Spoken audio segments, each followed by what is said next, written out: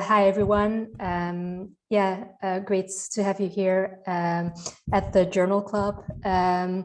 So today we'll be discussing the sensor data integration project and also the challenges that we currently are facing, especially within healthcare, when sensors are being used essentially within a healthcare setting, but the data that is being collected needs to be integrated in some way in patient records or for decision-making in a clinical environment or for clinical decision-making, essentially. So we have our three co-authors joining us as well from the paper that we're currently presenting. So the DiMe paper, the Journal of Medical Internet Research.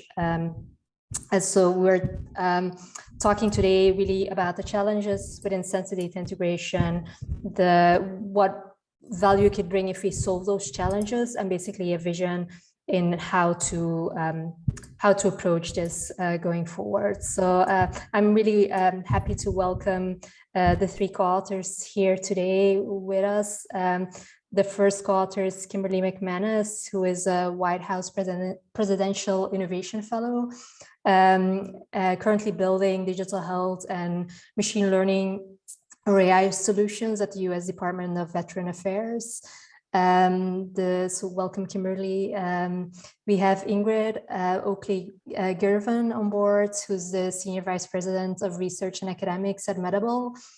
She's Medable basically is a mission-driven company that aims to get effective therapies to patients faster by transforming the way clinical drug development is being done. And then, so welcome, Ingrid. And then we have Simona on board as well, joining us as the third co-author. So Simona is a programmer and analyst at the University of California, San Francisco, and is also part of Open Health, which is a mission-driven nonprofit making patient-generated data accessible through open data standards, and also the community around it, basically.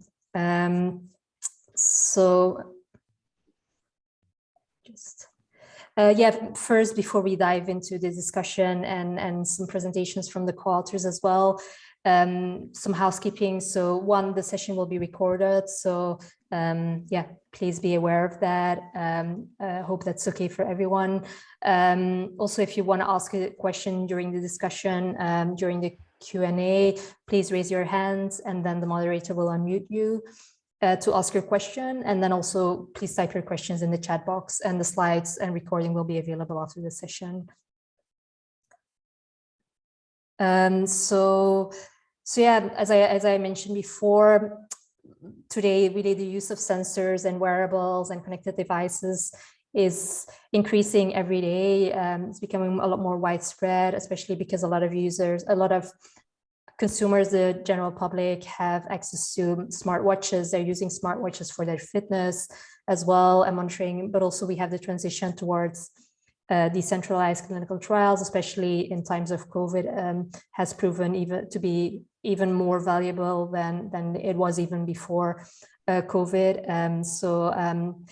But there's currently still a lot of challenges to be dealt with when approaching effective sensor data integration, essentially, so that we can make the most use of the data that we're collecting from patients, so that we can actually enable, for example, data sharing much more easily between patients and healthcare clinicians, for example, between payers as well.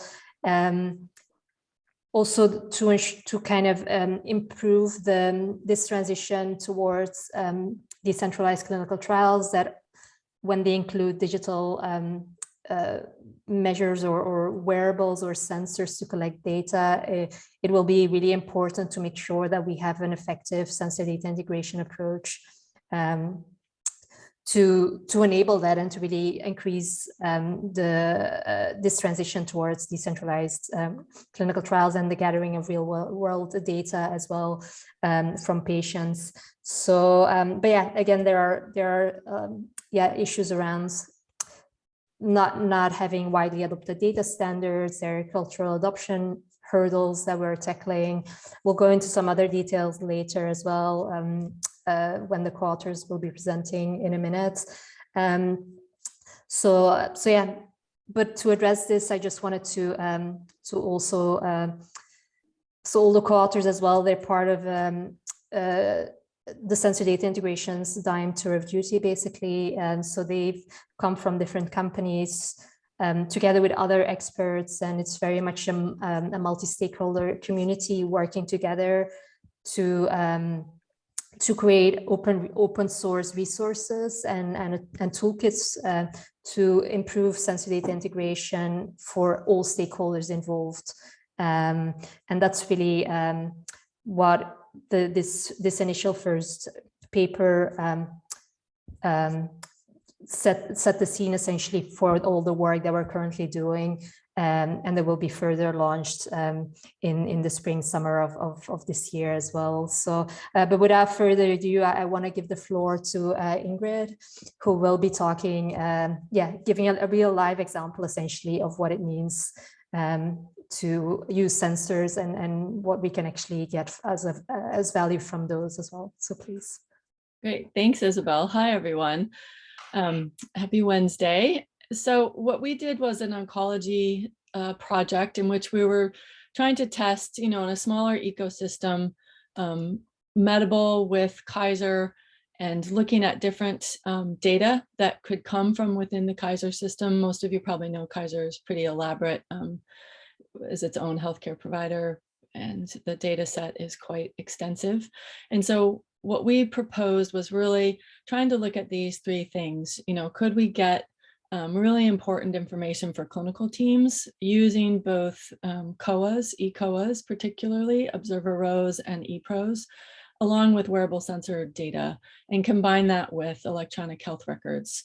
And so we created a project through funding from the NIH to do this, and one of our endeavors for digital measures and their utility in clinical care as well as clinical trials.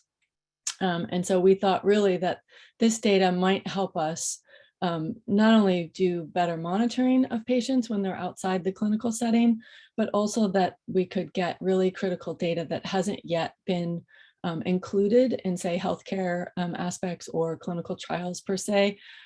There are, certainly some examples of teams doing this in the clinical healthcare space as well as in the trial space, but we wanted to do a sort of a demonstration proof of concept approach. This was not an RCT.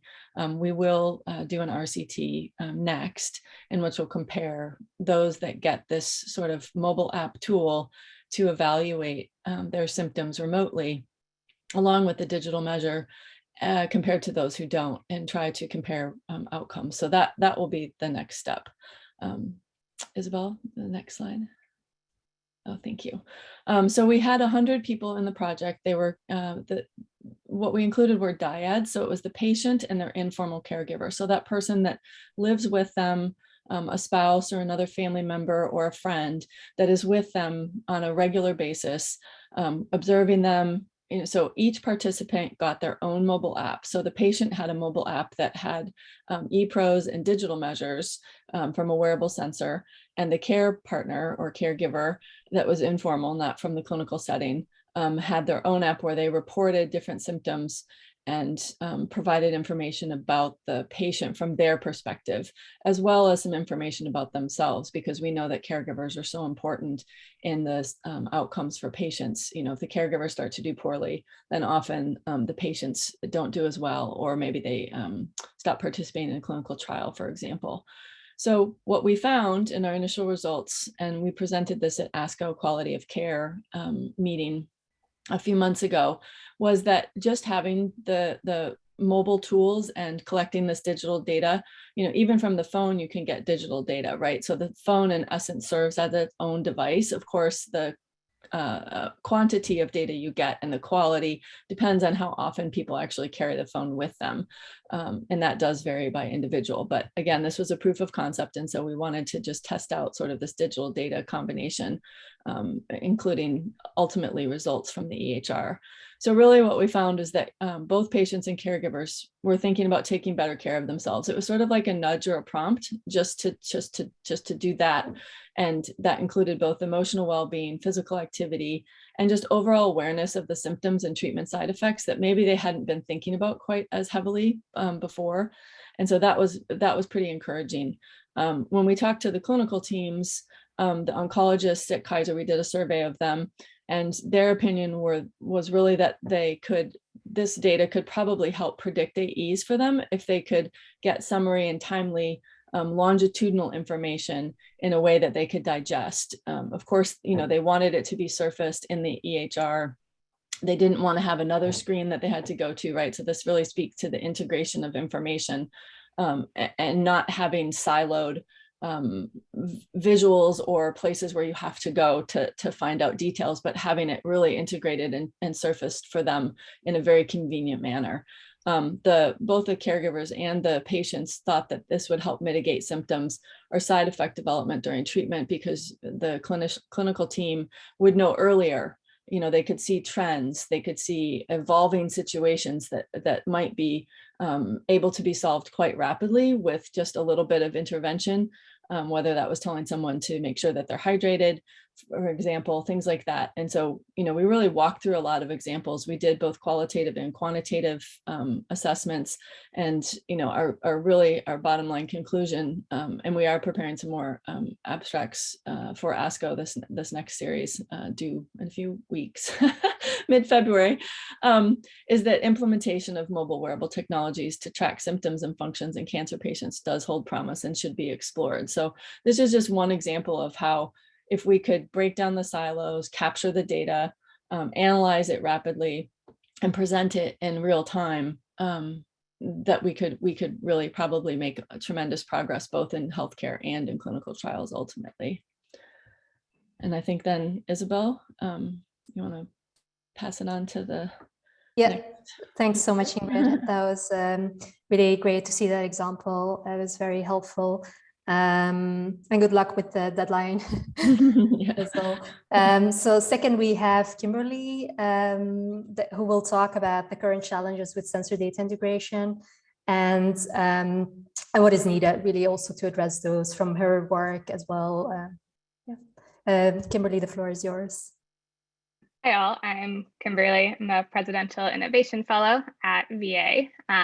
And Ingrid walked through a few types of sensor data and described a really clear example of the need and value of sensor data integration. I thought I'd start by taking a step back and discussing broadly what sensors in the context of healthcare include and why the integration may be important. So some of the sensors which have been mentioned already include things like mobile phones. So many mobile phones have accelerometers and other sensors that are used to measure steps or walking speed, becoming increasingly powerful, leveraging tools like GPS, additional types of measurements like walk steadiness. Then there's also consumer wearables. And so we think of these as things like Fitbit or Apple Watch or Oura Ring, where due to their placement, typically on wrists or hands, et cetera, they're able to gather additional information like heart rate or blood oxygen content. And then a third category is clinical devices, which incorporate a very wide range of devices, but some of the most common are things like continuous glucose monitors, which is a device attached to your upper arm and continuously measures glucose levels, as opposed to the classic method of a finger prick and a point in time measurement. And there's also things like CPAP machines, which assist with sleep apnea and record measurements such as respiratory rate, et cetera. And all of these types of sensors are continuing to advance at a rapid rate and have the potential to be extremely valuable, especially as they're often expanding what's a one-time measurement, typically in a healthcare or particular setting, to more continuous streams of daily life. Particularly in the past couple years now, the COVID-19 pandemic has really exacerbated this problem of digital data integration, because many healthcare appointments and other interactions were transitioned from in-person to virtual. So a lot of care providers, for example, people would bring in a device to a doctor's office, they would show the physical reading on the device, and that would be recorded. But once we've moved to this more digital first type environment, that framework doesn't work as well anymore. And the need to transmit data virtually and efficiently has become even more important. Then broadly, yeah, still this one. So then sensor data integration has the potential to impact a bunch of areas. So I listed 4 there. Combining data across sensors for research and clinical care. This includes potential projects, maybe like the one above. And it also includes, there's a lot of things such as comparisons between sensor devices. So not all sensors are created equal, and many measurements that are derived from sensors are via proprietary algorithms. So we can't always assume that, say, heart rate measured from one device is equivalent to heart rate measured in another device.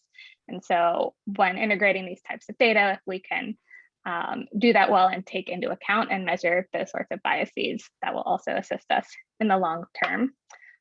Modeling and understanding complex disease systems. So effectively integrating sensor data with other data types like omics or surveys can contribute to our understanding of these systems. So for example, a disease like Parkinson's has manifestations that can be analyzed via both genetics and other omics, as well as with sensors such as measuring walking, et cetera, along with patient-generated data and surveys and other types of EHR data.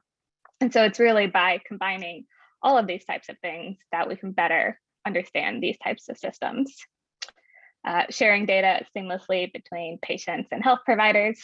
So this is, now that we're all more in a virtual setting, how can we share that information more easily, and aiding translation of observations from clinical development to market as well. Next slide. So there are some key challenges in sensor integration, and I've listed some of them here. One big one that our paper highlights is cultural adoption. So we really need that activation energy to change the status quo.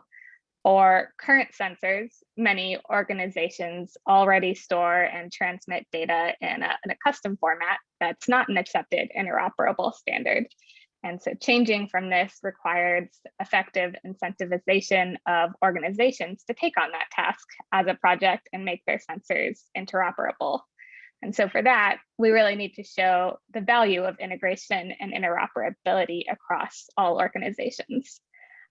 With widespread adoption, an interoperability ecosystem has the potential to benefit organizations because they're not only making it easier for their data to leave, but it's more easy to integrate their data to make progress in healthcare as a whole. There are some other issues. One big one is data standards, which Simona will get into in more depth, but having effective data standards that are easy to adopt and explainable are very key to this effort. And there's been a lot of progress there with FHIR, Smart on FHIR, those types of standards. And then some other big key issues are things like permissioning, consent, data rights, and data governance. How do we ensure that we know the overall goal of sensor data integration is to improve the patient experience and patient outcomes, but how do we ensure that data is only shared for patients that have consented to the specific type of data sharing? How do we ensure that it's only used for specific use cases that have already been consented for? And how do we ensure that data, where it ends up, is properly governed, et cetera? And I will turn it over back to Isabel. Thanks so much, Kimberly. That was very great to hear the overview again, and especially yeah, your insights as well while working in this space. And we'll go now next to Simona. As Kimberly already mentioned, Simona will talk really about the value of data integration as well, but especially also the need for standardization. and in particular, the need to approach it as a really multi-stakeholder, a community effort. So Simona, the floor is yours. And of course, the unmute button. You can hear me. So thank you thank you, Isabel, for the introduction and for the previous speakers that have already introduced some of the points that I'm going to be touching on, talking about siloed data and also the interoperability, the word that we all like. So the idea is that we want to use the data as much as possible. So collect the data and integrate them in a way that it can be used by multiple stakeholders. First and foremost, of course, the person whose data is collected, but also we heard today, the caregiver, the health provider, researchers in the clinical space, and then in the healthcare space also payers. We know that this has also been something that some changes also in the reimbursement that have been brought about by the pandemic. So we have all these digital tools that collect physiological and behavioral measures. And so we're all familiar with a number of steps. Maybe some people are less familiar with heart rate variability. It's an important variable, total sleep time. And people are all stakeholders are getting familiar with this variables. But if they're collected in silos, then it's hard for a person to get a sense of the whole picture, the holistic view of the person, whether it's myself, if I'm collecting data, or the caregiver, my health provider. And so we have a many-to-many kind of problem here. We have multiple sensors that collect data that are used by multiple actors. And so the focus is to combining different data, but also presenting this combination at different level of granularity. So I may be interested in a night-to-night, my sleep health, but my healthcare provider probably is not, probably wants to see a trend, wants to see whether an intervention is having any effect. In the example that we heard at the beginning, in a oncology clinical trial, there is a specific focus on certain symptoms that may be pointing at adverse events for the treatment. And so there's not going to be a visualization or a presentation that fits all of the stakeholders. So that underscores the need for a community approach to this whole topic. And from a data collection perspective, a data use perspective, and a data presentation perspective. And underneath, interoperability is what allows the data to be out of their silos and to be used. And so in the work I've been doing for many years within OpenM Health, and then more recently within IEEE as a standard development organization, is to bring to the table various stakeholders so that all the voices are heard. And the idea then that the standards are more open to people's input, and therefore that there is an easier path to adoption. Next slide.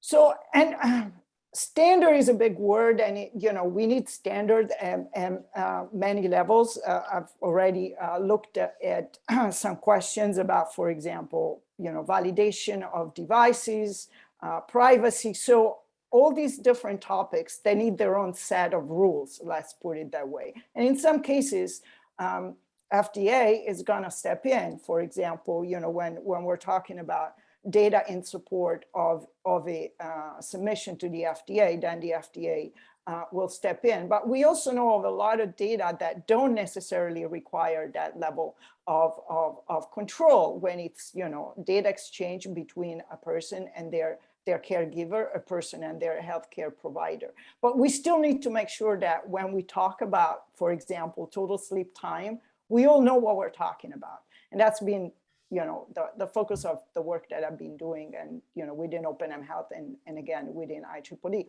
So we focused on metadata standard in terms of semantics. I brought the example of total sleep time. What is it? The definition. What are the units of measure? What is the relevant context that makes this value significant? And then the metadata. Where does it come from? What is the device that measured it? What is the algorithm that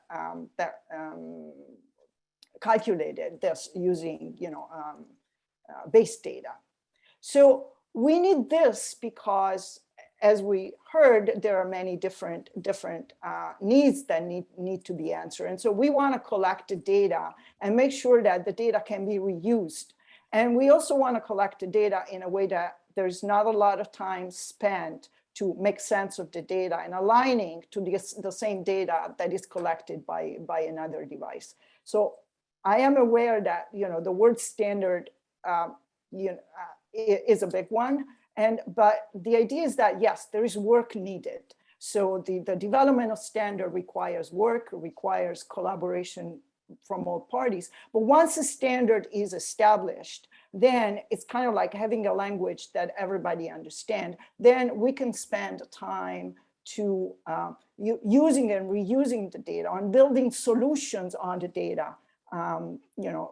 Thinking, for example, Smart on Fire is a way of using fire structured data to present data in different ways for different users, and then using this data to make discoveries, developing digital biomarkers, supporting the development of treatments, and then in the end we reduce the cost because the data are, again, they're collected once and then they're used by many different stakeholders, and we can focus on developing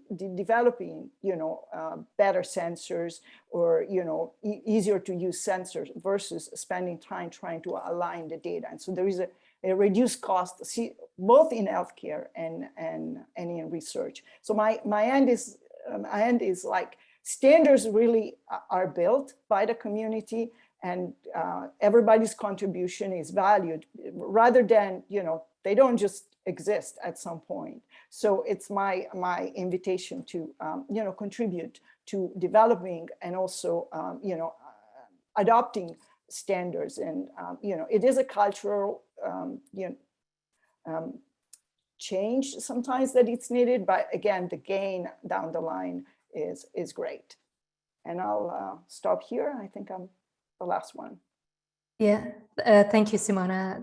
That is a great way to set the scene and also activate the community to take action in terms of especially standards development as a community then as well, and bringing people together.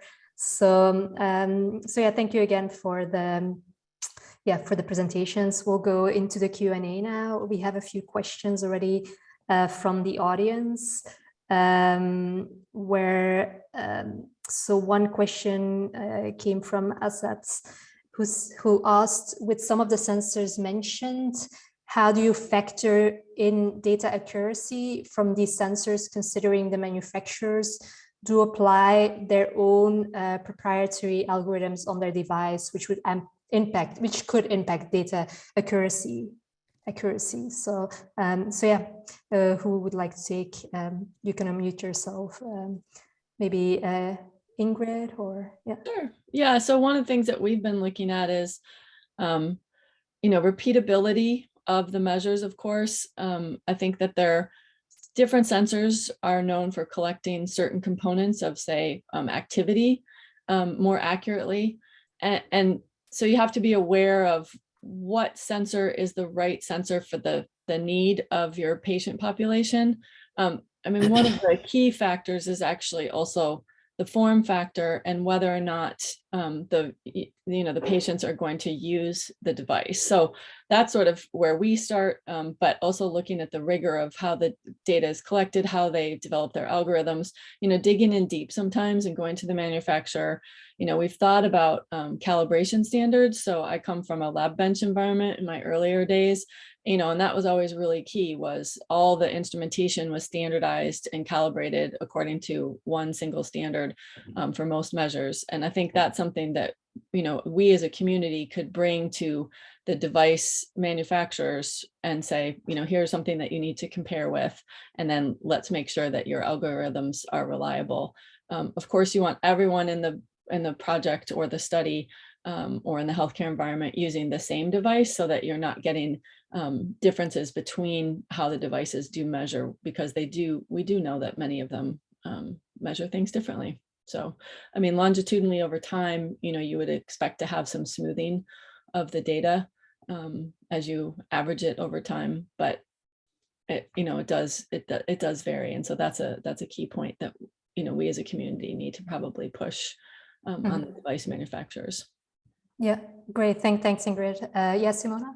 Yeah, I wanted to add, thank you. That again, it's standards. So the idea is that there's work in progress by consortiums of manufacturers exactly to establish standards. So that, and again, that's what I said, there are standards at many levels, including measurement standards. And so the development of protocols of measurements, and then these protocols are, agreed upon, and that becomes a standard. And so then one can say, okay, if this device is being tested against the standard, then the published protocol, then the user knows these are the requirements that were met by this device. And then the final part is that in the data, then the metadata part of your data will carry information about this, about the device, about this protocol, so that again, as a user, then the person has a sense of what is the quality of these data. Yeah, absolutely. Thanks. Kimberly, do you have anything to add? Or yeah, we can go to the next questions as well.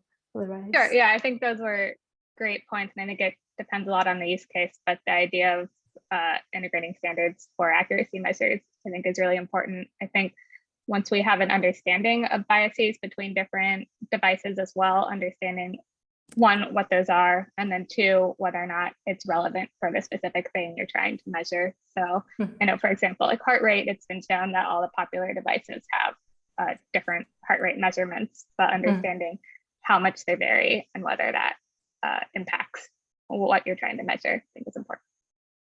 Yeah, absolutely. Well, actually, a question that kind of relates, especially to what we're measuring and how long we're measuring. So there's a question about whether I guess the person would mean clinicians or patients expect to do data sharing from sensors 24/7, or will we do it?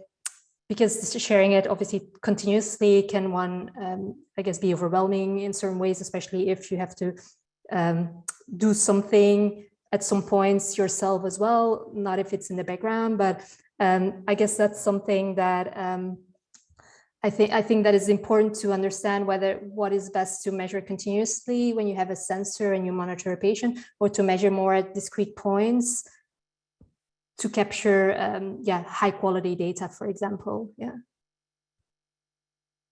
Yeah, I think that varies a lot on specifically what you're trying to do. So there are, of course, measurements like heart rate and glucose level that can be measured every few seconds. But of course, the healthcare provider, that isn't necessarily the most relevant thing. What they often care about is, did your blood glucose go above X level, or what was the average number?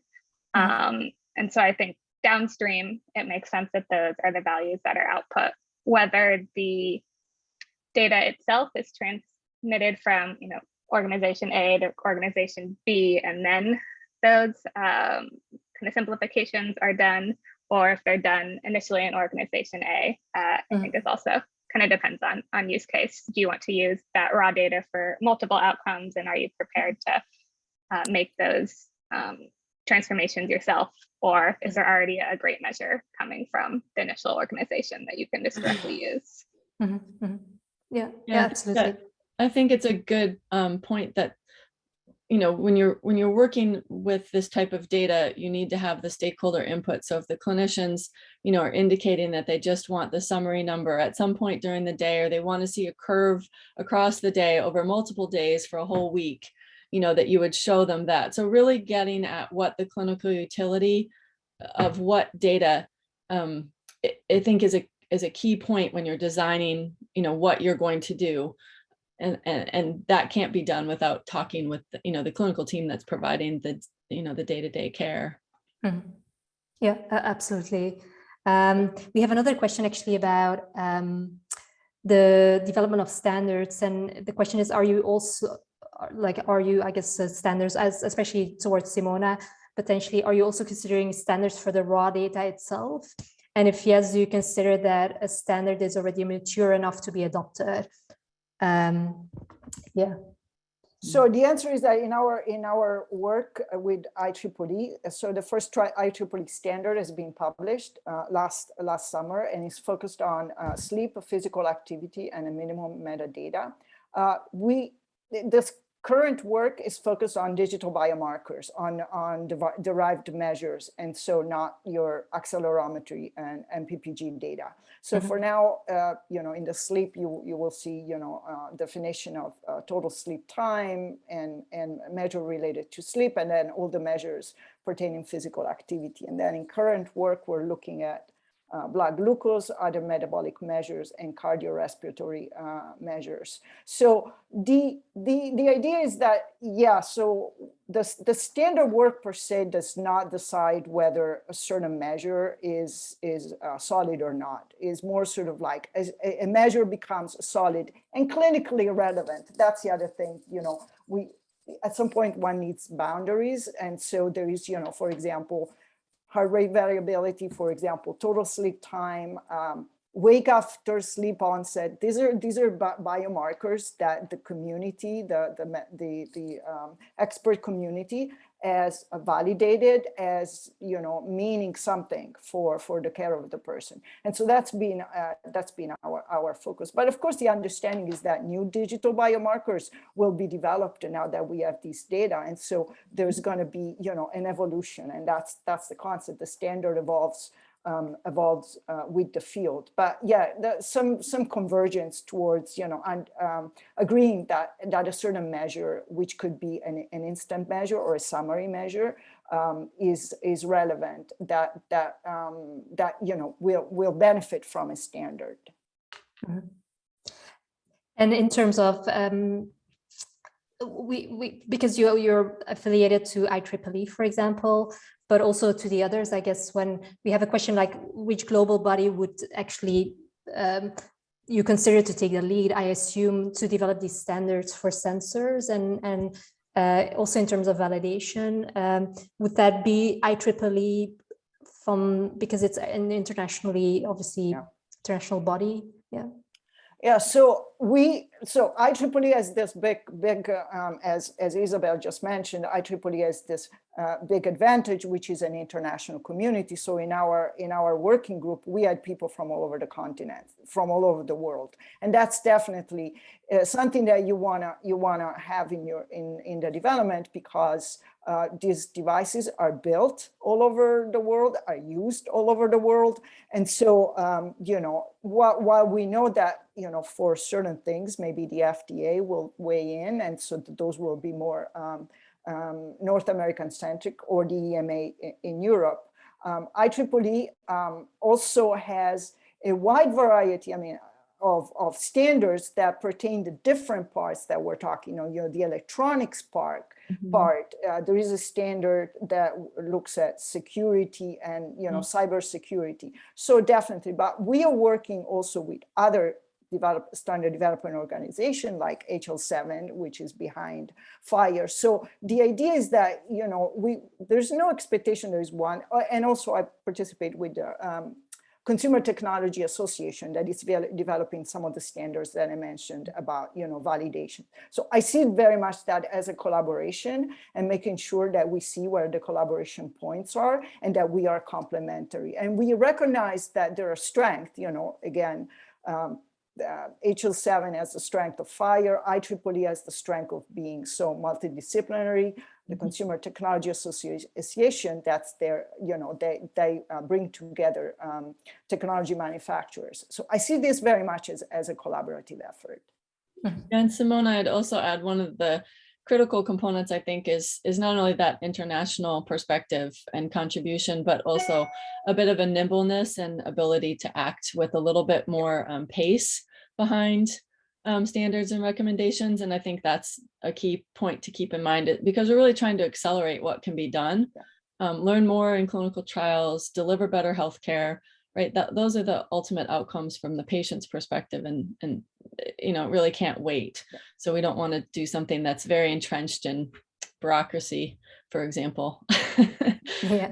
But then, has a lot in healthcare. Yeah. Then you brought up also, there are now all these different players, right? I mean, clinical trials is a big player that wasn't there maybe. And let's not forget, we're talking about a field that is a few years old. Yes.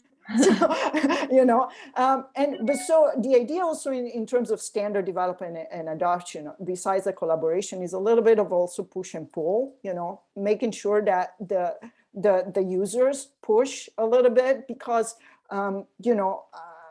people, and I'm saying people because we all tend to be a little bit focused on what is our field, but we keep talking about how this field, covers so many different types of expertise, that there needs to be a little bit of also soliciting people to be more aware that, this research, this device, this measurement has a broader application besides, the specific aim for which it was developed. So it's all this, what we're doing here now, talking, and so that everybody is aware and we all focus on what is our goal, which we all have, a common goal.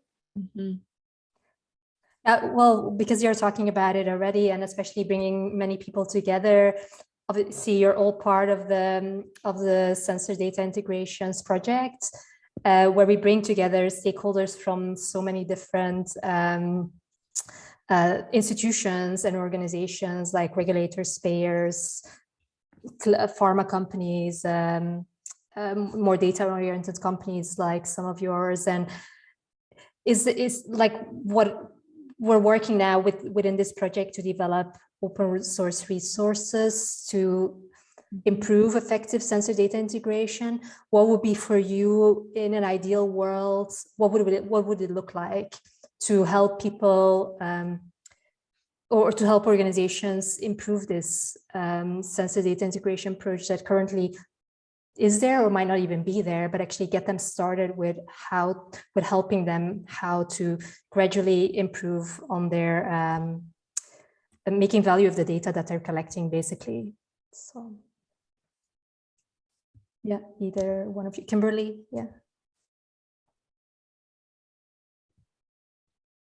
Sure, yeah, I think a lot of the pieces we've covered here, one is around education and awareness of what standards do exist and what value they can bring to the organization, to hopefully create a larger movement to have more organizations adopt them and understand the value, as well as making it easier to do that, is one of the main things.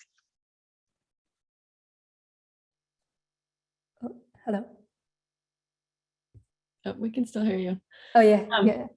Yeah, so, and I would say a key component might be having some of the methodologies sort of stored in a location where they can be accessed by others. So you have not only the, what was the purpose of the project, what was the disease or condition, things are really anonymized. So you might not know where it's coming from. You wouldn't have any PII, of course, but having sort of a central warehouse of what has been done, what people have done, what their key findings were, and thinking, how far down into the data set could we go, so that you could do some meta-analyses of these different projects, say by therapeutic area. That's something that I've been thinking a lot about from a sort of a collegial processing plan. If you look at clinical trials, right, data gets submitted to the FDA for approval. The FDA could look at all the data across the different studies, right? Could we do something similar? And I'm not saying it should go to the FDA necessarily, but is there something similar that we could do? And I think that's, to Shrudi's question in the chat, right? Are we listening to stakeholders and learning from their experience and scoping out the problem statement, right? And then an actionable toolkit, right, to evaluate the sensor data integration priorities. And that's, I think, by sharing those experiences, we could come to probably a more fruitful and cleaner process for people who are doing it de novo, right? Because there would be all this learning and knowledge from prior efforts. Sometimes being at the front of the innovation, you find the most hurdles, but then if you share what you found is a hurdle or a barrier and how you overcame that, and then what your data might look like, and it can all get analyzed as a pooled metadata set. I think that can be really powerful, and there's something that maybe DiMe could help with, for example, to try to pull that together. Mm-hmm. Great. Simona. Sorry. No, please go ahead. And actually, so the description Ingrid gave, so then you focus on the data. So imagine, if the data comes out of, your device or via API or directly from the, in a agreed upon format. So there's no, it doesn't matter where it comes from, blood pressure data is well defined, is well structured, and so all the data, so that we can spend time gleaning information and knowledge from the data versus trying to figure out whether this blood pressure can be put together with this blood pressure, and is this the same as this. So that's the vision of the integration, really. Mm-hmm. Yeah, absolutely. I have a question, because obviously everything we do has within sensor data integration within healthcare has the ultimate aim, essentially, whether it's in a clinical development or in a remote patient monitoring setting, is to help improve patient lives, right? So how should the patient experience be considered when we implement sensor data integration solutions and effective sensor data integration solutions? Ingrid, maybe, So from the consumer's perspective, is that what you're really? Yeah, absolutely. Yeah. Right. Yeah. So. So I mean, it gets back to what matters to the patient, and this is, I think, a key place where digital biomarkers can help in clinical trials, for example, even with just monitoring. What are the improvements that someone's expecting from a treatment? So there's a difference between curative treatment, right, and life prolongation treatment or palliative care approaches. And so, what that consumer, as the patient with the condition under study, is interested in seeing as the outcome for themselves. Is it that they can gain mobility so that, they could hug their grandchild? What are the things that are most important to them? And so there might be other data that the clinicians also want to assess, right? Maybe there's some physical function that would tell them that the tumor recession is successful or is being maintained, for example. There are different ways to look at this from the different stakeholders' perspectives, but I think consumers are more likely to continue to utilize a digital wearable sensor device if they, feel that the data being captured is either going to benefit them directly for the outcomes that they're desiring, or that the clinical team is going to be able to make better decisions. This is one thing we've heard, and a lot of these devices, are not simple all the time. You have to charge them. I have an Apple Watch and I forget to charge it all the time. And in a trial, people are, or even in a healthcare setting, where they're ill, people are tired and they forget. So things have to be very convenient for them. And that's, in a wide respect, it's, not necessarily true in developing countries, having lived in Africa and things and such, but that convenience is really important for people, right? So it has to be something that they can adopt as part of their lifestyle, at least for the interim time of the treatment program or the healthcare intervention. Yeah, anybody else has Kimberly or Simona? Yeah, I agree. I think the only, I think ease of use is definitely number one. If a patient has to click 3 billion times or recharge a device every 3 hours, that's not going to be a good experience for them. And our ultimate goal is to improve patient outcomes and experience. I think along with that, ensuring that patient really understands how their data is being used and that they've consented to how it's being stored or transmitted, et cetera, it's key to as well. I'll add the care provider, since we talked about the patient and, you know, the care provider. One of the comments says, you know, it's a lot of data. It's, you know, some people collect data, and CGM is probably your classic example. The person, you know, the patient, the person needs that, but the physician doesn't.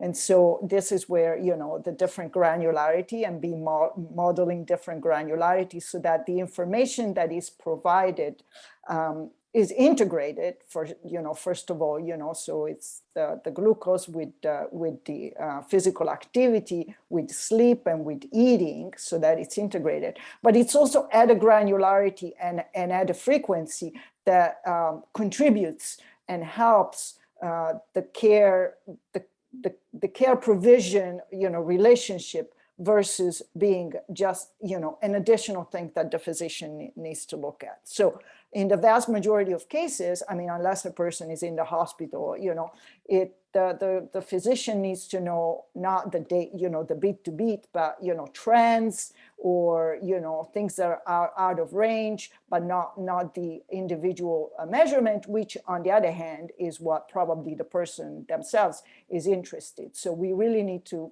again, you know, look at what is the workflow of all the different people, particularly the healthcare provider, and how does that fit within the workflow, which, as we know, in this country, this is where it's, you know, American centric, but at least in this country is EHR for a physician, it's EHR based. So we need to fit, you know, the integration needs also to take that into account. Now, not everything needs to be EHR, but that's certainly one component. Yeah.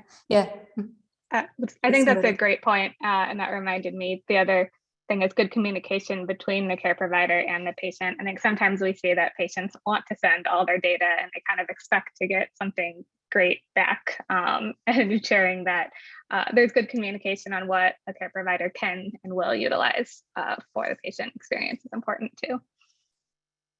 Yeah, absolutely.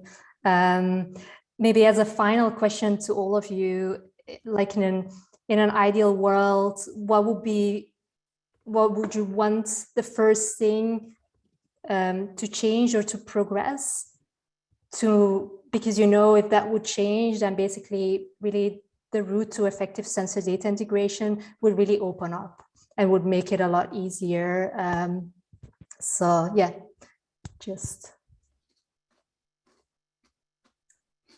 maybe Ingrid, yeah, you can go ahead. I mean, I think, you know, some of this is socialization or making safe spaces to share, encouraging, you know, best practices. I think Rob Wilson was pointing out that academics, you know, are often sharing the methods they used and the way the algorithms were developed. And so sort of using that as a model. So kind of taking the great examples of what people are already doing, and trying to, you know, pull others into that approach. You know, Simona talked about a lot on the standard side, you know, and the IEEE is doing a whole lot in that space. And so if we can pull others along into those best practice approaches, I think that's going to get us a long way forward from where we are now. I do think that having consumers, the patients themselves, and the clinicians also say, you know, here's what I need for good decision making. Here's what I need to make me feel better. Here's what I need to be involved and be an active participant. So I'm engaged, and you're getting really good, robust data, because at the end of the day, you know, if the patient isn't participating, you're not going to get good data, and you can't go anywhere without that. So those stakeholders are absolutely critical. But I think, I would come at it from a positive, encouraging perspective rather than a punitive type of approach. And I think that's part of what DiMe is trying to do, is to set the models for that sort of pathway. Yeah, absolutely. Yes, Simona, or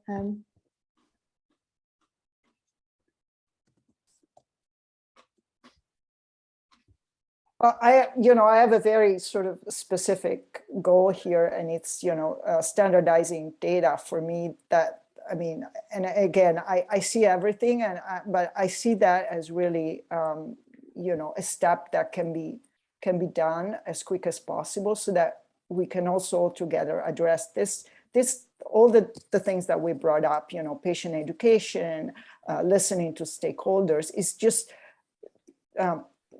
take out of the way, the things that we can do, just structuring the data in a consistent way, so that we can, the interoperability is not a big burden for use across, all different, large and small organizations. It's not a burden for the person that collects different types of data. And then we can focus on this, on education, on, literacy, on access. Let's not forget, on making this new ways of measuring, accessible to people. It seems to me that really our energies, now that we know this is useful, okay? So focusing our energy on making it equitable. That's... Yeah, great. Yeah, Kimberly, if you have anything to add.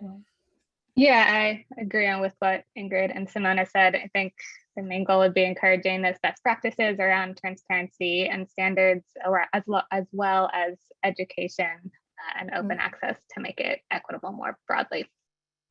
Great.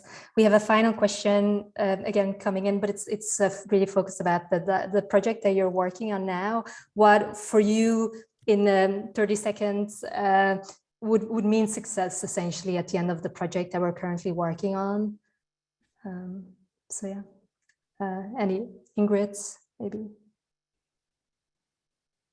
Yeah, I mean, I think there's different components of success in this, and part of it is creating the environment for specific outcomes that we'd like to see and defining those specific outcomes. And I think the team, which is larger than just, the few of us from DiMe that are on this call, there's a larger team, some of which are on the author list for that paper, but then there are also additional people that were not on the paper. And so I think we're trying to create not necessarily a recipe, but a set of guidelines about the components that would go into this, and how best to start trying to achieve the outcomes that we all want, which is better measurement of patients remotely, so that we can make better clinical decisions, whether it be in a trial or in healthcare. Great, thanks. Yeah, Simona or Kimberly, do you have anything to add?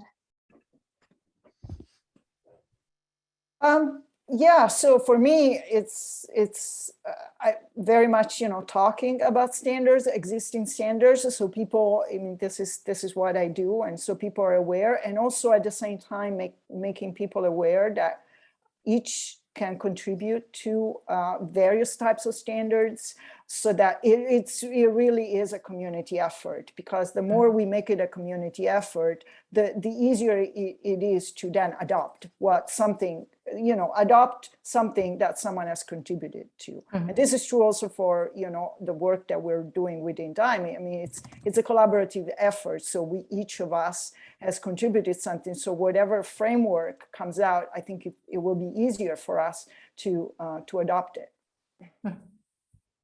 Great. Kimberly, final, yeah. Yeah, final I comments. agree. One thing I've been so excited about thus far is just bringing together a wide range of stakeholders from different companies and organizations to understand where we all are and what our needs and barriers are. So I think that has been great so far. And then agreed that developing a framework on how to move forward and shared learnings. Great. Well, we've come to the end of the Journal Club, but yeah, thank you so much for yeah, well, I want to thank first the three of you for the great discussion, and then also everyone for their their questions and input during the journal club. Just maybe before we end. Stop share. Sorry. I wanted to share. We have some other events coming up as well, which are essentially. Sorry, I can't seem to find my. Oh yeah, there's essentially some webinars coming up. You can find them on the DiMe website as well. So please have a look there. But yeah, thank you again for really this really great discussion. It was very, very insightful. I hope everybody, so yeah, please everybody, if you have any questions as well, have a look on our website, which you can find on the DiMe website under the Tour of Duty's Sensor Data Integration Project. I think Claire posted the link. And yeah, we look forward to sharing the rest of the project outputs with you as well in the coming months. So yeah, thank you again, everybody, for listening, and yeah, have a great rest of your day. So bye, everyone. Thank you. Bye. Bye.